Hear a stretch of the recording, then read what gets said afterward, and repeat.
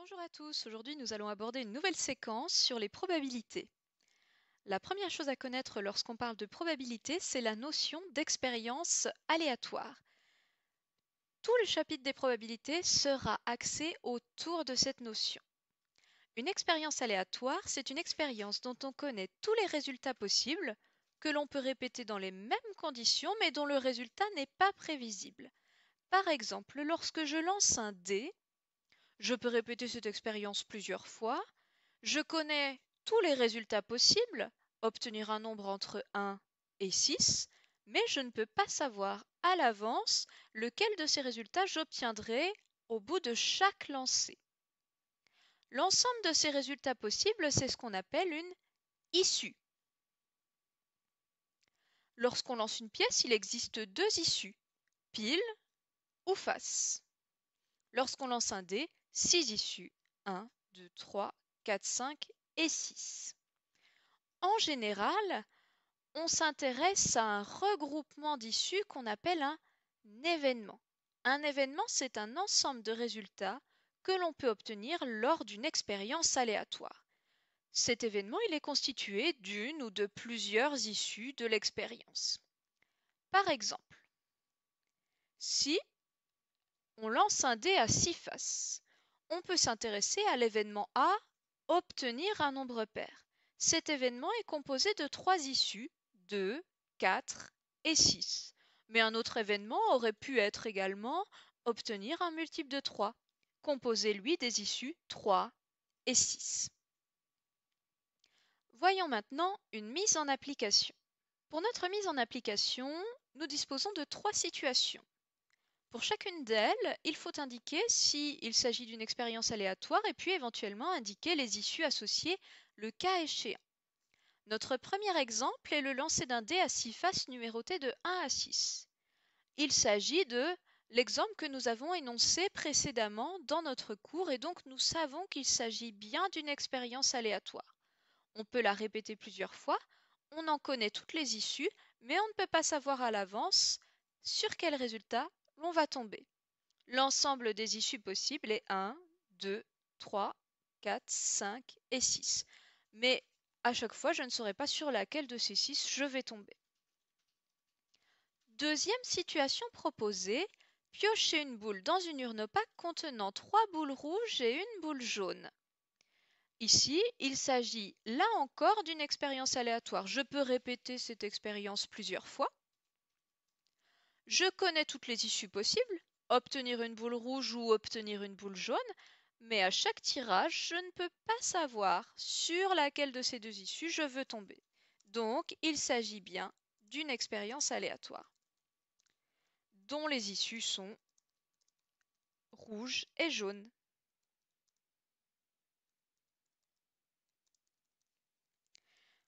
Et enfin, dernière situation, lancer une pièce de monnaie qui tombe toujours sur pile.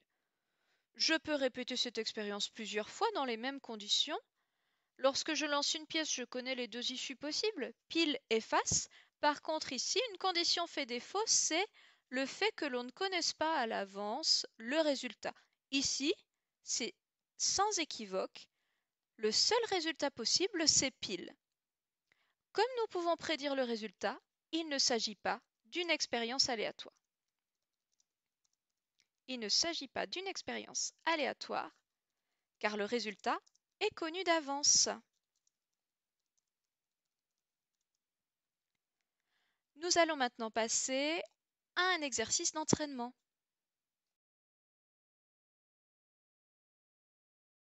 Vous sont présentées ici 5 situations. Pour chacune d'elles, indiquez s'il s'agit d'une expérience aléatoire et lorsque ce n'est pas le cas, expliquez pourquoi. Vous pouvez maintenant mettre la vidéo sur pause et répondre à chacune de ces questions. Nous ferons la correction juste après. Passons à la correction. La première situation énoncée est: on tire une carte au hasard dans un jeu de 52 cartes. Ici, nous connaissons toutes les issues possibles, il s'agit des 52 cartes présentes dans le paquet. Nous ne pouvons pas prédire à l'avance sur laquelle de ces 52 cartes nous allons tomber. Et nous pouvons répéter cette expérience dans les mêmes conditions. Il s'agit bien d'une expérience aléatoire.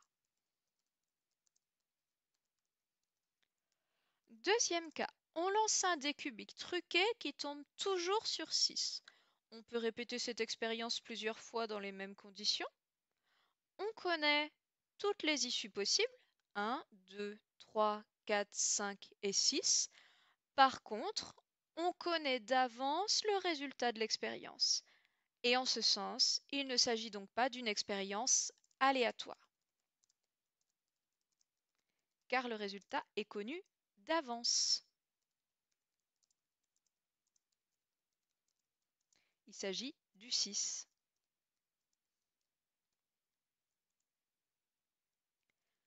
Troisième situation, on lance une pièce équilibrée, c'est-à-dire qu'on lance une pièce qui est faite de telle sorte que l'on a autant de chances de tomber sur pile que sur face. Nous connaissons ici les deux issues possibles. On peut répéter cette expérience dans les mêmes conditions et à chaque fois on ne peut pas prédire sur laquelle des deux issues nous allons tomber.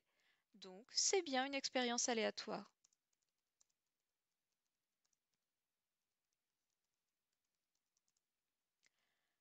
Situation suivante. On tire une boule dans une urne opaque qui ne contient que des boules oranges. Ici, on peut répéter cette expérience dans les mêmes conditions. On connaît toutes les issues possibles, mais par contre, ce n'est pas une expérience aléatoire car le résultat est là encore connu d'avance. Il s'agit de orange. Nous ne pourrons tomber que sur une boule orange dans ce cas-là.